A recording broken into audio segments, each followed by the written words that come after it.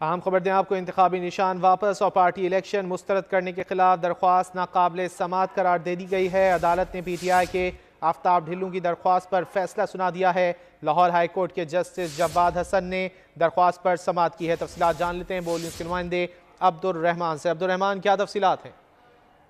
जी बिल्कुल, लाहौर हाईकोर्ट के जस्टिस जवाद हसन ने पाकिस्तान तहरीक इंसाफ का इंतखाबी निशान बल्ला वापस लेने और इंट्रा पार्टी इंतखाबात के खिलाफ दायर दरखास्त नाकाबिल समात करार देते हुए महफूज फैसला सुना दिया है, जबकि अदालत ने दरखास्त जो है खारिज कर दी है।